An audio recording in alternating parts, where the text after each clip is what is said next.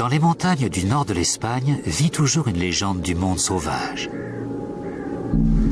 Tous les habitants des régions forestières de la côte atlantique savent bien que la brume dissimule l'un des plus redoutables prédateurs de l'hémisphère nord. Autrefois, les Celtes le surnommaient l'esprit des tempêtes.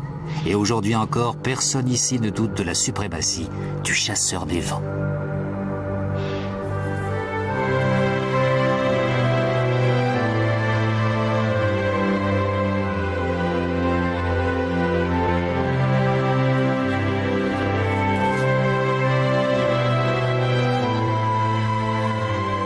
Deux chaînes montagneuses, les monts Cantabriques et les Pyrénées, forment une épine dorsale rocheuse sur plus d'1 millier de kilomètres dans le nord de la péninsule ibérique. C'est un monde verdoyant et humide, une mosaïque de prairies et de forêts d'arbres à feuilles caduques.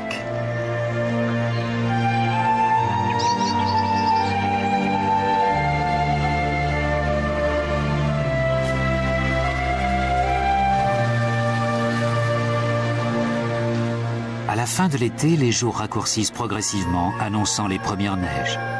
Les hurlements du loup ont toujours résonné dans ces montagnes. Et tout comme la neige, ils glacent le sang de tous ceux qui les entendent.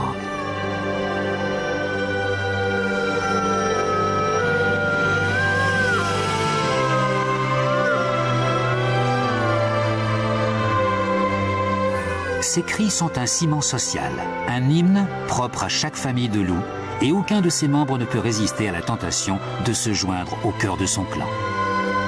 C'est l'heure du loup. Par cet appel tribal, le mâle dominant convoque ses sujets dispersés sur plusieurs kilomètres. Il réunit la meute sous son commandement pour l'hiver. Il est le père ou le frère de la plupart d'entre eux, mais surtout le chef du clan de la brume.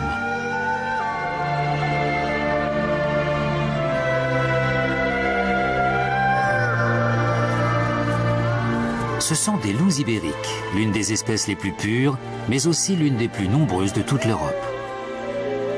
Chez les loups, la famille est essentielle. Et pour assurer la survie génétique de la lignée, il est capable de défendre les siens. Ils se reconnaissent, se souhaitent la bienvenue et sont contents de se retrouver.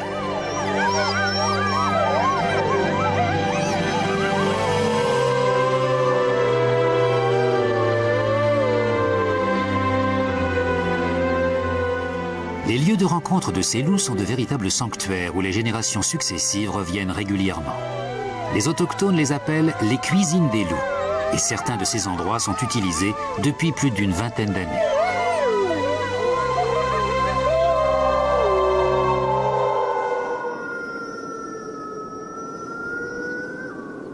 Les montagnes d'Espagne ont toujours été intimement liées à la vie des loups et des hommes. Ces contreforts ont été le théâtre de batailles innombrables, de l'époque des légions romaines à celle des chevaliers des Templiers. Ils dressent le portrait d'une histoire faite de sang et de légendes.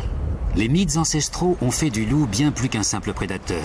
L'animal a fait l'objet d'un véritable culte. C'est devenu une créature quasi surnaturelle. Au Moyen-Âge, ces forêts ont été le refuge des superstitions de l'Europe. Les pèlerins en route pour Saint-Jacques-de-Compostelle croisaient souvent la route des loups. Leur simple présence inspirait la terreur, et c'est ainsi que ces animaux sauvages ont été assimilés au diable. Mais le loup a survécu au passage du temps, fidèle à ses montagnes, humant l'air comme il l'a toujours fait, la tête haute. La finesse de son odorat canin lui fournit de précieuses informations sur ce qui se passe sur son domaine. Il aime imprégner sa fourrure d'odeurs très puissantes. Les scientifiques ignorent la raison de ce comportement, même si certains pensent que c'est un moyen de se faire remarquer auprès de ses congénères. L'organisation sociale des loups est complexe et s'exprime à travers des postures codifiées. Le rang de chaque individu est strictement défini et chacun doit faire acte de soumission quand un animal d'une hiérarchie supérieure approche. Ces démonstrations d'allégeance envers le chef préservent la paix au sein de la communauté. Cette ritualisation canalise les velléités d'agression entre des animaux puissants et dangereux, évitant ainsi les véritables combats. Nul ne veut blesser un compagnon de chasse, car pour ramener une grande proie, la meute a besoin de tous les crocs disponibles.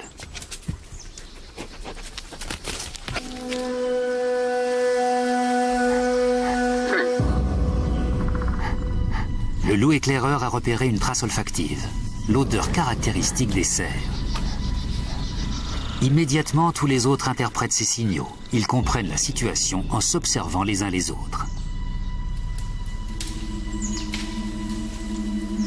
Chacun sait que pour réussir, il faut évaluer la vulnérabilité de la victime potentielle et agir en conséquence. C'est la clé du succès. Précisons qu'il y a des millénaires, les loups ont abandonné la tactique de la poursuite directe de la proie, préférant chasser en embuscade.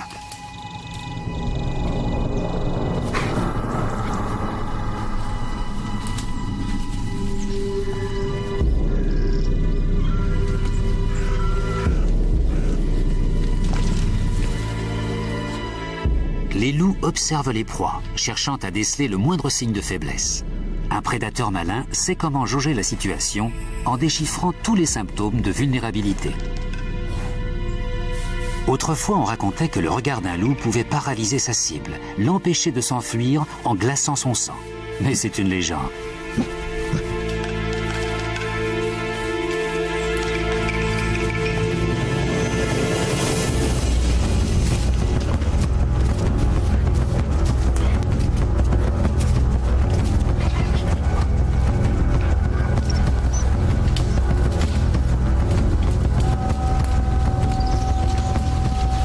Les loups ont fait fuir les cervidés dans la direction voulue. Maintenant, il s'agit de les traquer de manière prolongée et soutenue, à la vitesse idéale, pour s'assurer que les poursuivants dépensent aussi peu d'énergie que possible.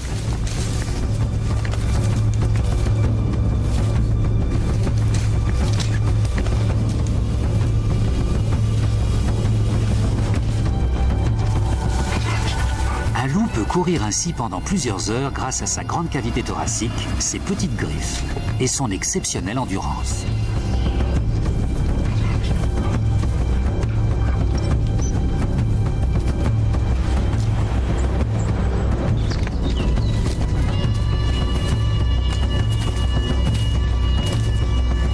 Tôt ou tard, l'un d'eux fera une erreur qui lui sera fatale.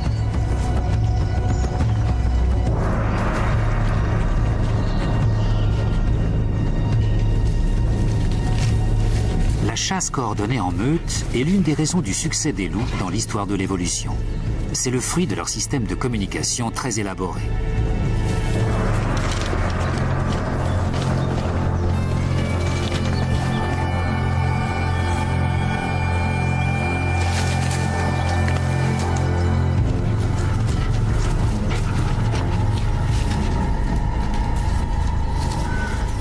La future victime s'isole d'elle-même.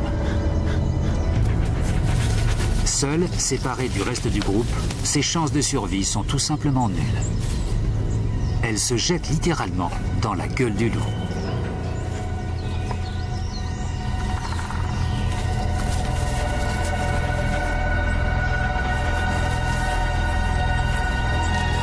La mise à mort de la proie est l'apanage du chef du clan. Le reste de la meute immobilisant la victime.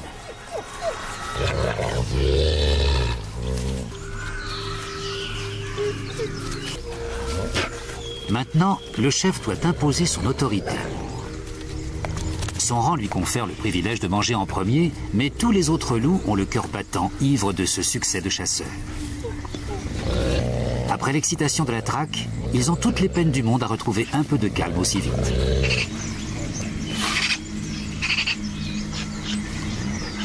Chacun respectera la hiérarchie, du moins pour l'instant. D'un regard, le chef les tient à distance. Les meutes de loups sont des groupes dynamiques en perpétuelle évolution. Certains jeunes supportent de moins en moins l'autorité du couple dominant. La force des chefs de meute est constamment mise à l'épreuve.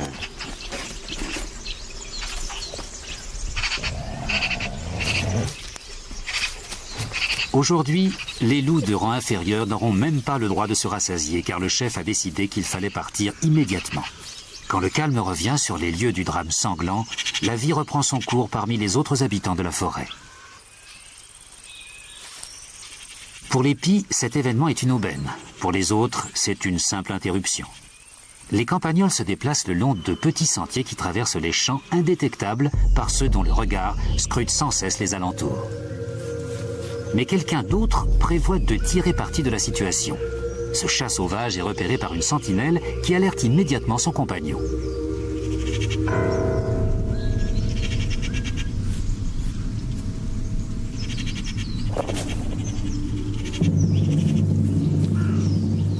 Mais le campagnol, lui, ne comprend pas les signaux d'épi et il décide de poursuivre ses pérégrinations alors que le danger rôde. C'est une erreur tragique, car aux oreilles d'un chat sauvage, les pas d'un rongeur dans les herbes sont une invitation à un petit festin.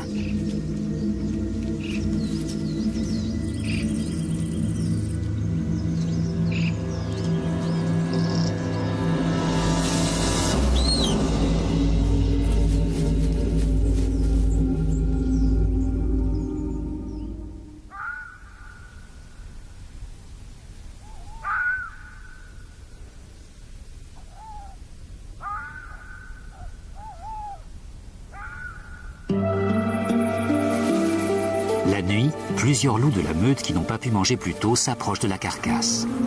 Terrifiés et faibles, ils redoutent par-dessus tout la colère du chef. Ce sont ce qu'on appelle des membres périphériques, des adultes subordonnés qui sont relégués dans les zones les plus éloignées et les plus dangereuses du domaine. Mais le maître des lieux les surveille de près. Il a bien l'intention de les empêcher de manger. C'est un moyen de les rejeter encore plus loin du noyau dur de la meute.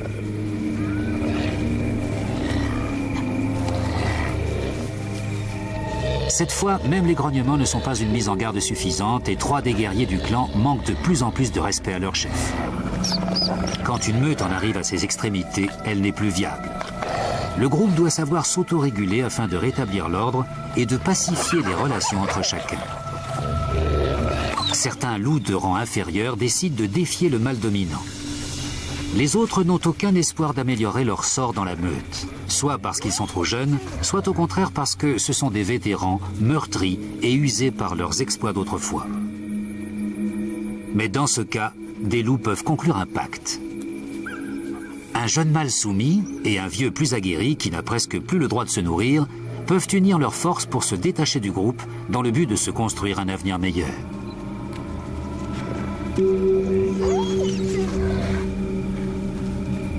Ils laissent derrière eux un groupe violent où ils étaient des laissés-pour-compte et se laissent guider par la lune.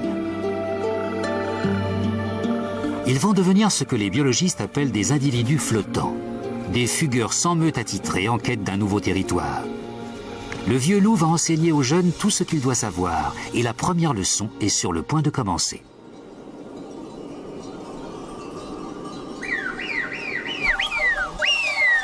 Aujourd'hui, la forêt primaire est parsemée de prairies où paissent les troupeaux. C'est le long de cette frontière créée par l'homme entre le monde civilisé et la nature sauvage que depuis des siècles s'est bâtie la sombre légende des loups en Europe. Le mastif est une race canine spécialement sélectionnée pour faire fuir les loups. Par le passé, le rôle de ces chiens de berger était si capital qu'au XIIIe siècle, ces animaux étaient nourris en premier avant même les humains. Les bergers et les loups sont de farouches ennemis condamnés à une hostilité mutuelle permanente. Après avoir marché toute la nuit, les deux loups ont quitté le territoire de la meute qui les a vus naître. Ils sont maintenant dans des zones périphériques, des endroits dangereux, car ils sont occupés par des hommes et leurs animaux d'élevage. Viejo, le vétéran, sait par expérience ce que cela signifie d'attaquer un troupeau de moutons.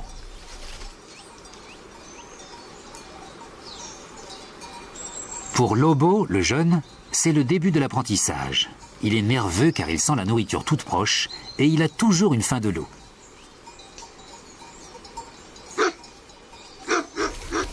Mais le maître sait qu'en plein jour, ils n'ont aucune chance contre les mastifs qui montent la garde. Mieux vaut battre en retraite pour l'instant. De telles alliances sont fréquentes parmi les loups. Viejo est de nouveau le chef, même si ce n'est que d'un tout petit groupe, et Lobo le suit avec déférence, impatient d'apprendre auprès de lui.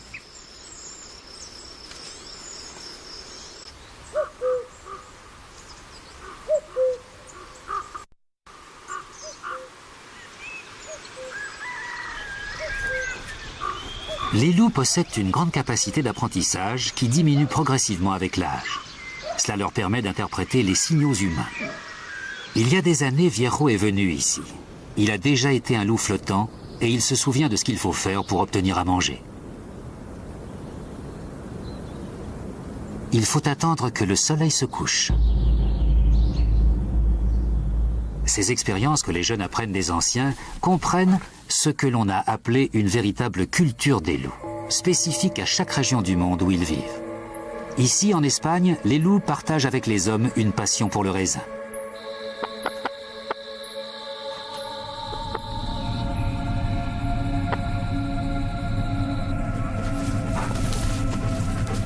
Ce sont des grappes sucrées et très énergétiques qui ravissent le palais d'un vieux loup.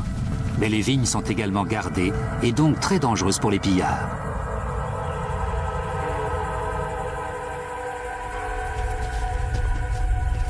Viejo connaît le point faible des constructions humaines. Il sait qu'il leur faudra être habile pour ne pas être découvert.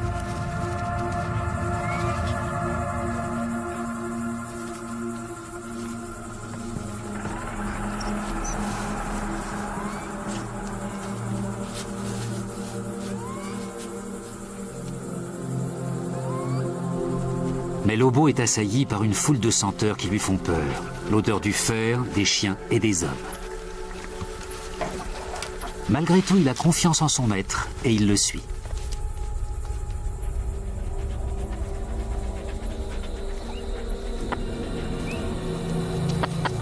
Les loups peuvent manger des kilos de raisins quand ils se faufilent dans les vignes. Et ils reviennent chaque année car ils raffolent de ces fruits riches en sucre et en vitamines.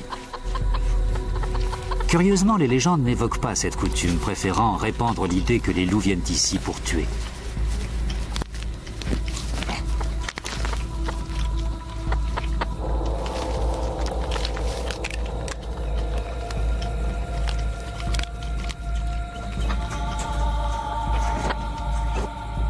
Les poulaillers sont également très tentants, mais ils sont bien protégés. Pourtant, les poules s'agitent, craignant sans doute de figurer elles aussi au menu des loups. Bientôt, c'est la panique.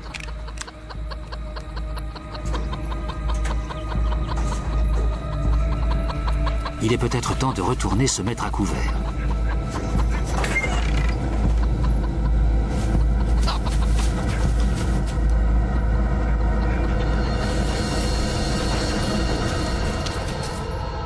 Au moins ce soir, ils ont enfin eu un bon repas. Un loup isolé n'a d'autre choix que de vivre au jour le jour. Demain, les deux compères poursuivront leur chemin ensemble.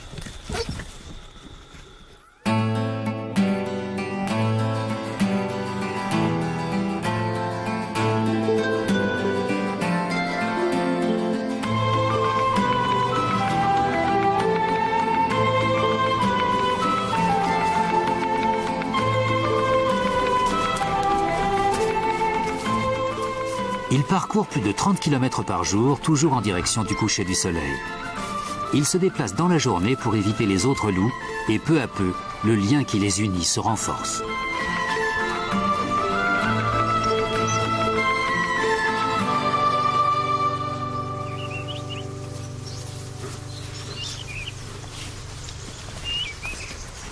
Lobo a détecté une nouvelle odeur. Il n'a jamais rien vu qui ressemble à cette étrange rivière sans eau. C'est la première fois qu'il pose la patte sur une route.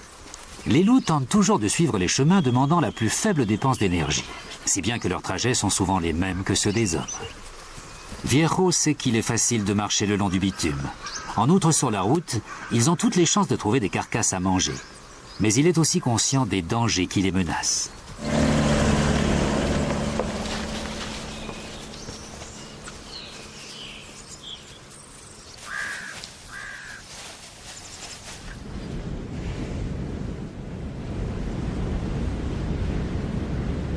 Les jours passent, mais leurs estomacs restent désespérément vides.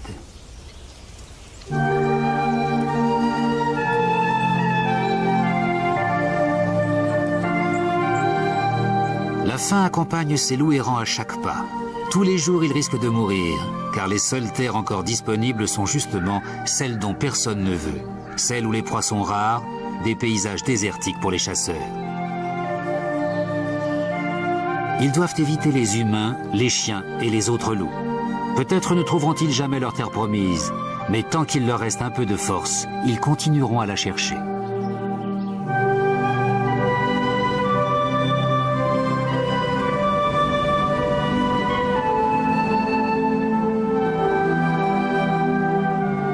Dans ces montagnes, l'homme vit aux côtés des loups depuis des siècles. Les pèlerins ont rapporté des récits effrayants d'attaques sanglantes alimentées par les superstitions. Le brouillard ou la nuit était le décor funeste de ces histoires qui associaient l'animal avec le diable. Les populations locales pensaient qu'il suffisait de prononcer son nom pour faire apparaître le loup. Tant et si bien qu'elles ont inventé environ 70 expressions différentes pour parler de lui sans le nommer. On disait par exemple « notre ami »,« l'autre » ou même « oncle Jean ». L'eau qui dévale les pentes montagneuses n'a pas totalement emporté cet héritage culturel. Et les loups d'aujourd'hui souffrent encore des conséquences de leur propre légende.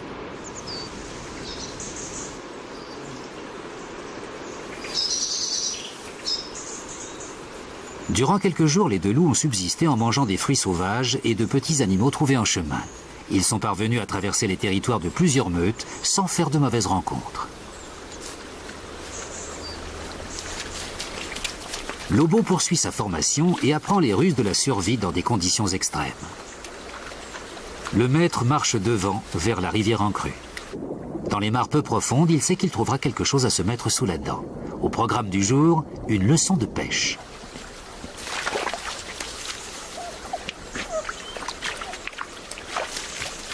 Le loup n'est pas un animal particulièrement doué pour attraper les poissons, mais il peut apprendre à pêcher quand la faim ne lui laisse pas d'autre choix.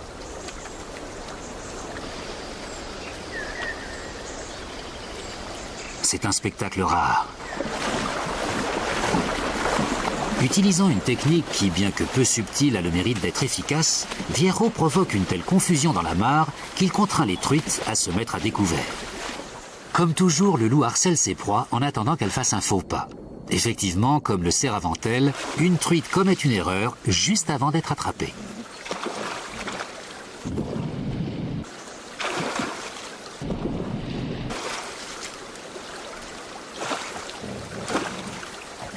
Lobo se désintéresse bien vite de la pêche car il se sent observé.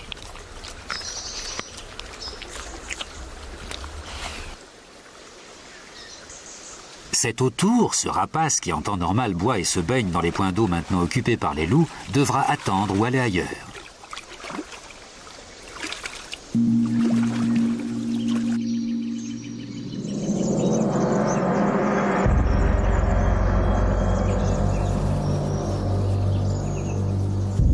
La meute qui règne sur cette rivière a repéré les deux voyageurs et elle n'a pas du tout l'intention d'autoriser une telle violation de la loi la plus sacrée des loups, ne jamais pénétrer sur le territoire des autres.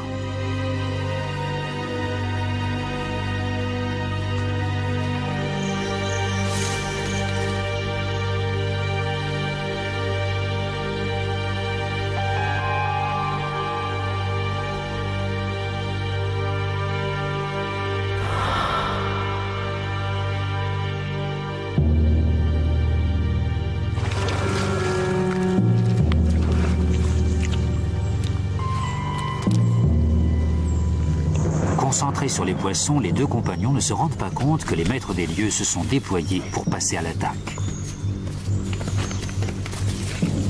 Quand ils s'en aperçoivent, il est déjà trop tard.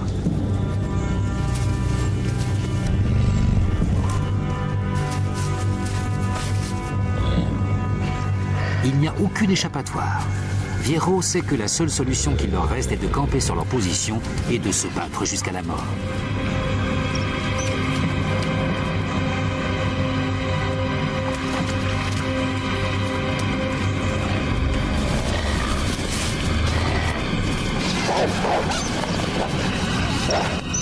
Tandis que Lobo est neutralisé, le chef de la meute s'en prend à Viero, car il a senti qu'il était l'initiateur de cette intrusion.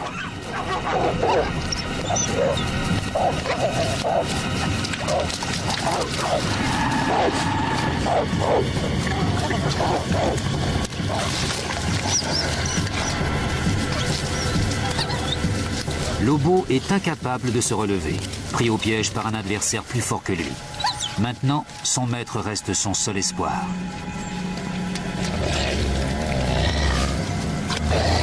Mais le chef de la meute locale décide que cela n'en vaut pas la peine. Il se trouve face à un rival qui se bat pour défendre sa vie, tandis qu'il voulait simplement régler une banale intrusion sur son territoire. S'il est une chose que les loups et les hommes ont toujours eu en commun dans ces montagnes, ce sont les conflits territoriaux. Chaque camp veut établir sa souveraineté sur les terres qu'il occupe, prêt à aller jusqu'à tuer pour se faire respecter.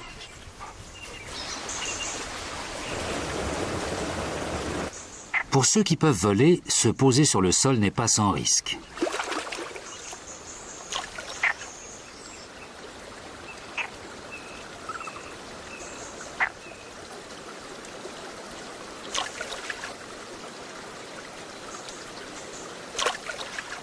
Mais pour eux aussi, l'eau est une ressource vitale.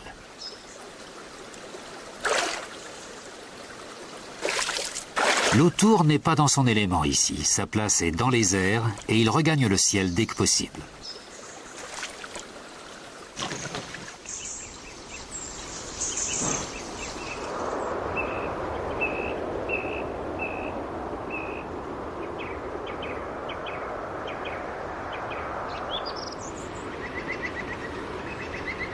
Après avoir couru sur plusieurs kilomètres jusqu'à être sûr d'être en sécurité, les deux loups s'accordent un repos bien mérité. Ils ont combattu côte à côte, sauvant leur vie contre des adversaires plus nombreux. Ensemble, ils donnent l'impression de pouvoir surmonter tous les obstacles.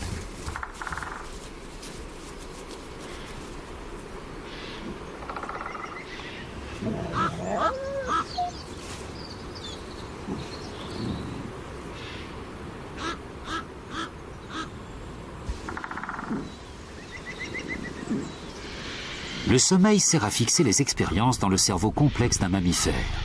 La mémoire de ce qui a été appris est stockée pour toujours dans les neurones pour pouvoir être mobilisée de nouveau en cas de besoin.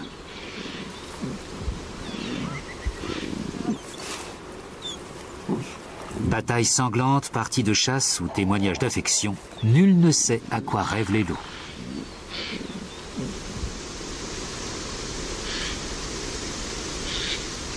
Pour les chats sauvages, les relations avec leurs congénères sont très différentes.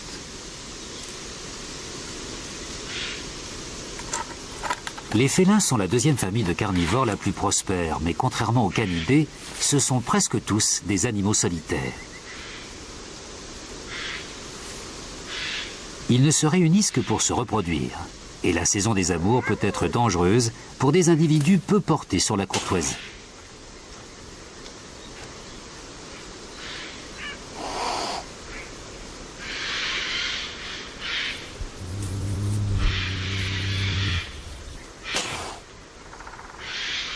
Si cette femelle ne l'accepte pas, ce mâle devra se contenter de laisser sa trace olfactive à l'intention du prétendant suivant.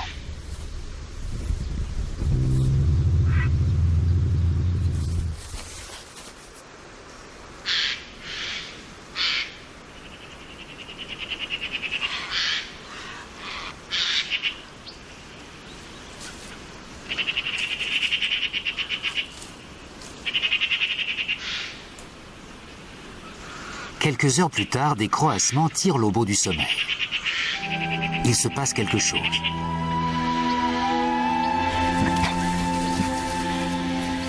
Quand il se lève, comme chaque jour, il cherche son compagnon pour se remettre en route. Mais ses narines sont attirées par une odeur qu'il ne connaît que trop bien et qui vient de tout près.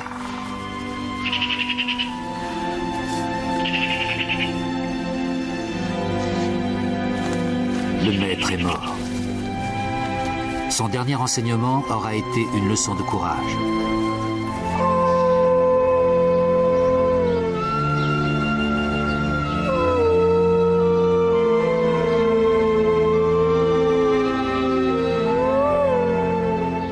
À travers les montagnes, ce requiem d'un loup solitaire parvient jusqu'au clan de la Brume, la meute dans laquelle il est né.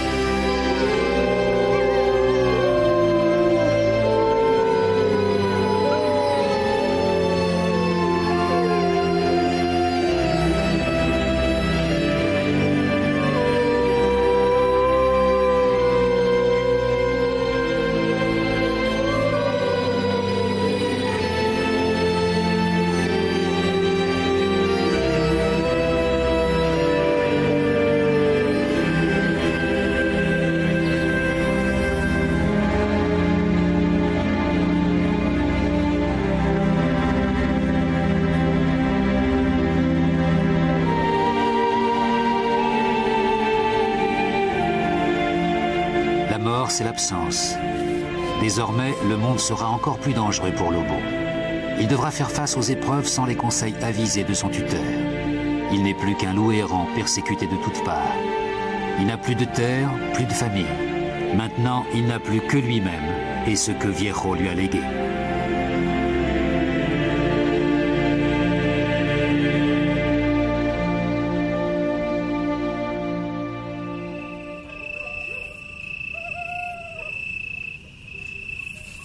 Guidé par la lune, Lobo révise les leçons de son maître.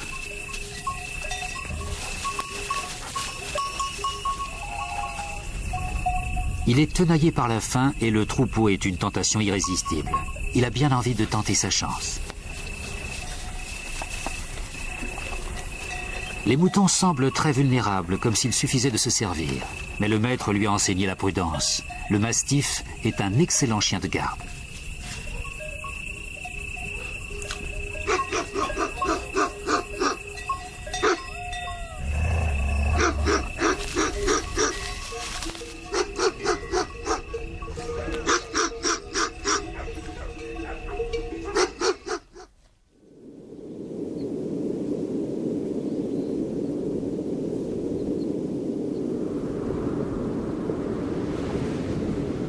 Tandis que le jour se lève, Lobo est intrigué par un son inconnu.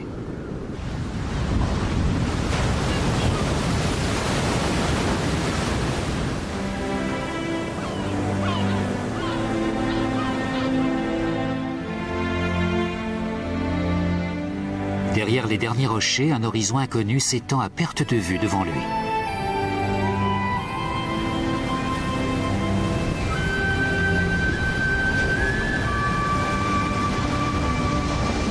Tout est bleu. Le jeune loup approche de ce qui est à ses yeux une immense rivière avec une seule rive, l'océan Atlantique.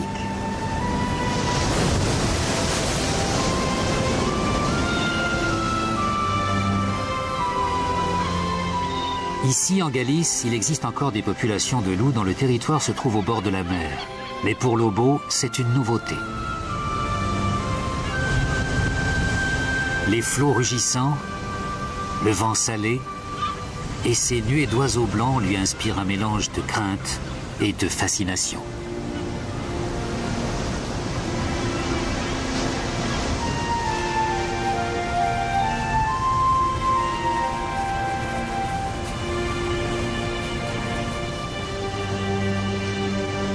C'est peut-être ici que son maître le conduisait.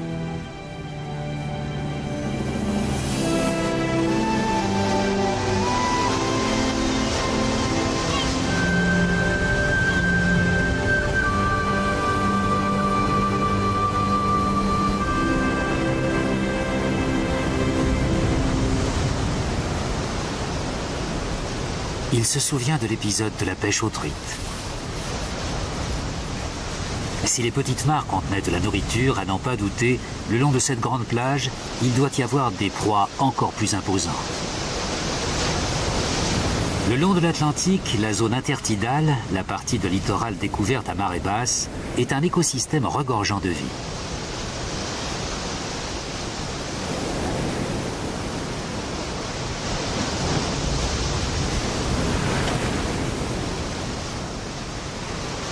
Quand il parvient sur le sable, Lobo s'aperçoit de la richesse de l'endroit.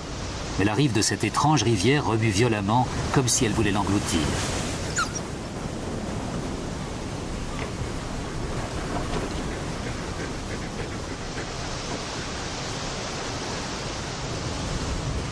Cet univers ne ressemble à rien de ce qu'il a connu depuis sa naissance. Et son estomac crie toujours famine.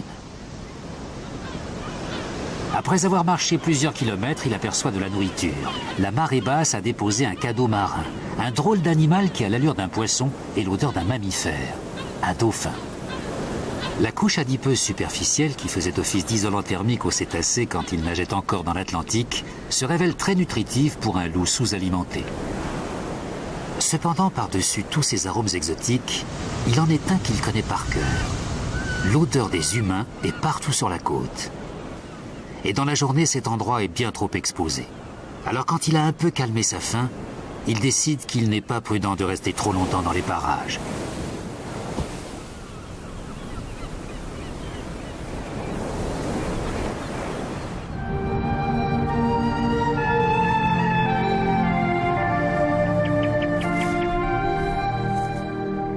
La nuit, il se sent plus seul que jamais.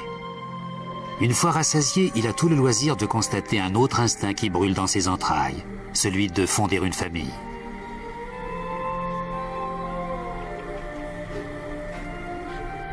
Au loin, le hurlement timide d'une femelle enflamme ses sens. Peut-être sa destination finale est-elle dans ces montagnes inexplorées.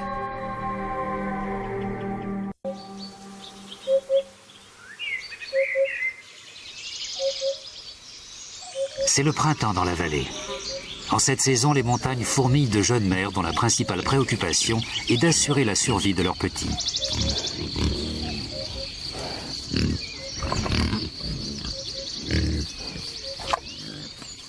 Cette laie, consciente qu'elle vit sur le territoire des loups, tente de se faire aussi discrète que possible.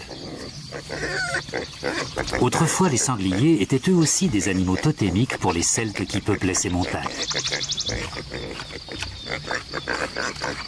Et comme les loups, ils sont tombés en disgrâce avec l'avènement du christianisme. Pourtant, la guerre que l'homme a livrée aux loups a permis aux sangliers de prospérer dans toute l'Espagne.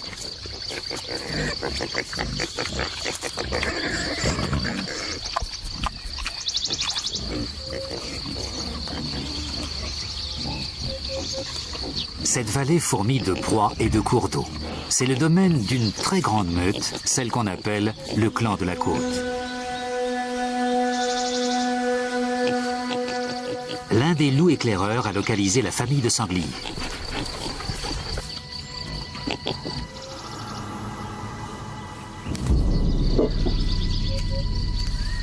La laie sait qu'elle n'est plus seule, et courageusement elle choisit de se sacrifier. Elle laisse ses marcassins cachés dans les forêts et s'éloigne pour attirer sur elle-même toute l'attention des loups.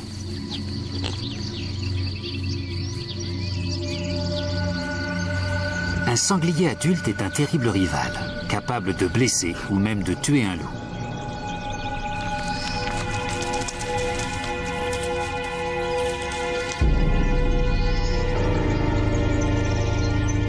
Mais les loups du clan de la Côte sont très imposants. Ce sont des rabatteurs et des chasseurs émérites, tous en pleine possession de leurs moyens.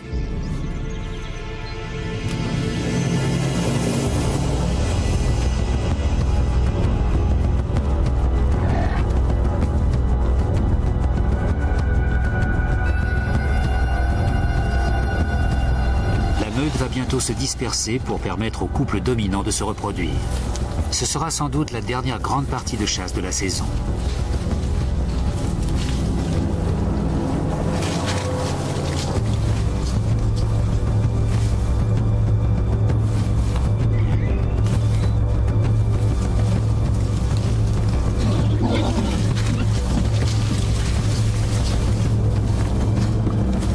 Des loups toujours plus nombreux surgissent autour de la laie. Ils avancent parallèlement à leur victime. Ils la traquent en prenant leur temps. Ils vont tenter de l'épuiser sans lui laisser un seul instant de répit pour reprendre ses forces. Les rabatteurs se relaient. Elle ne peut leur échapper. Elle doit continuer à courir.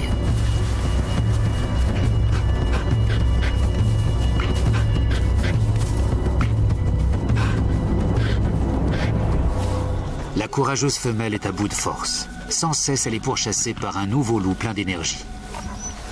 Les grosses proies parviennent souvent à s'en tirer car en raison de leur épaisse fourrure et de leur morphologie compacte, il est difficile de les mordre à des endroits vitaux. Mais le clan de la Côte est d'une efficacité sans faille, toujours à l'affût du bon moment, de la bonne cible.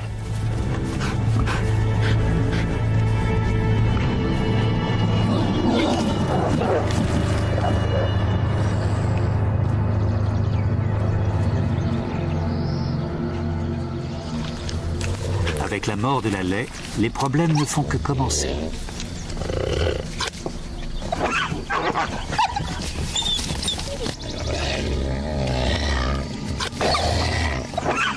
Tous les membres du clan viennent réclamer leur part. Le chef a du mal à maintenir l'ordre. Après cette traque meurtrière et palpitante, la meute est en proie à une certaine frénésie.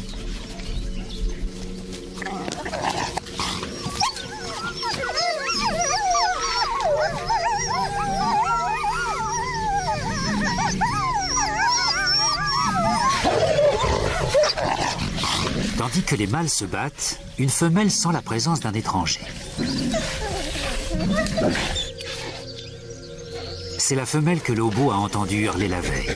C'est pour elle qu'il est venu jusqu'ici, profitant de la confusion générale pour passer inaperçu.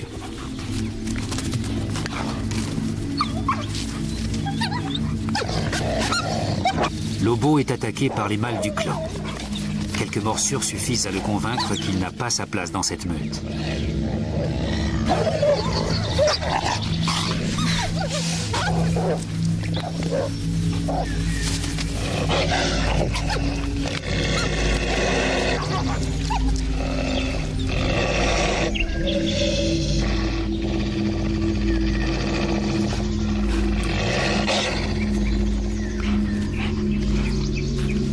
Tandis que Lobo s'éloigne, il est rejoint par la femelle.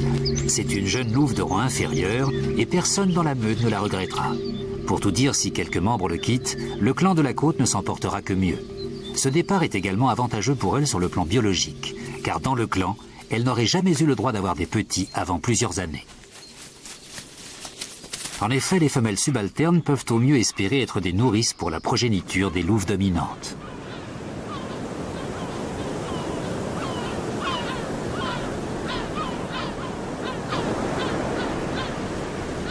Au moins, avec ce jeune mâle, elle peut aspirer à un avenir meilleur. Depuis qu'ils sont ensemble, il joue un nouveau rôle. Quant à sa compagne, elle jouit d'une liberté inconnue jusqu'alors, car autrefois, elle devait constamment faire preuve de soumission envers les autres membres du clan. Maintenant, tout a changé.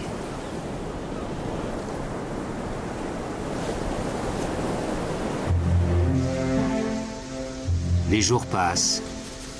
Ils arpentent les montagnes à la recherche d'un endroit où s'installer, d'un territoire qui n'aurait pas été marqué par d'autres loups. Puis un jour, ils trouvent une vallée qui semble idéale.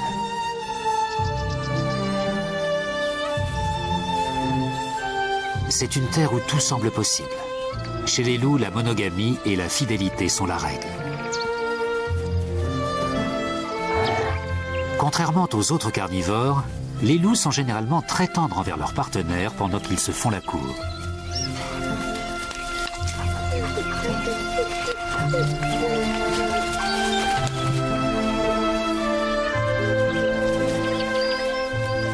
Le mâle doit obtenir les faveurs de la femelle et ses armes de séduction sont la persévérance et la délicatesse.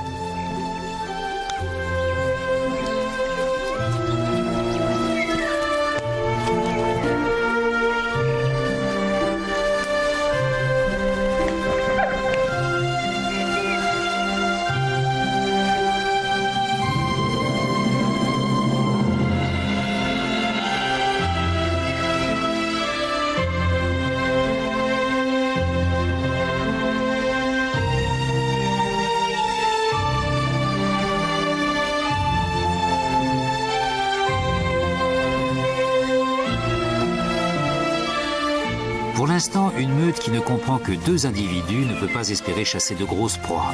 Mais par chance, l'une des clés de la réussite biologique de l'espèce est sa capacité à survivre en consommant de petits mammifères. Ceux-ci sont à la fois abondants et d'une grande valeur nutritionnelle.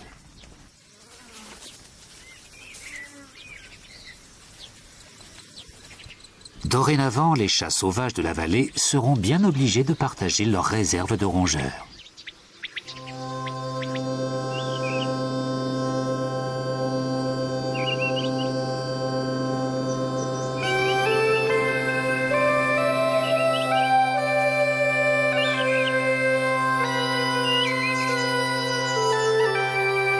En peu de temps, chaque espèce fait découvrir la vallée à une nouvelle génération.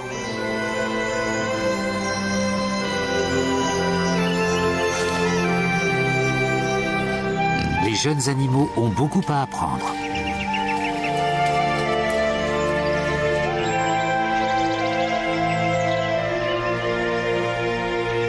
Mais cette année n'est pas comme les autres. Désormais, un nouveau son emplit l'air. Il annonce la concrétisation d'un rêve.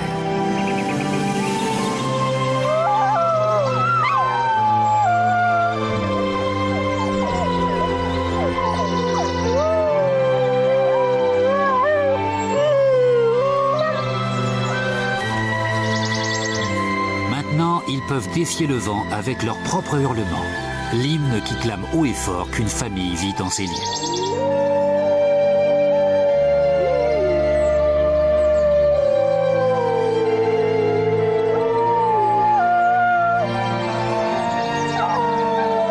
Ce sont 3 petits diablotins noirs qui font la fierté de leurs parents.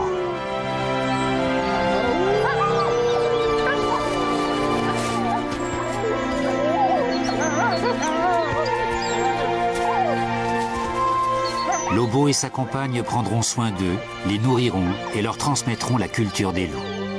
Et un beau jour, ils seront capables de chasser de grands cerfs aux côtés de leur père. Ils perpétueront la légende.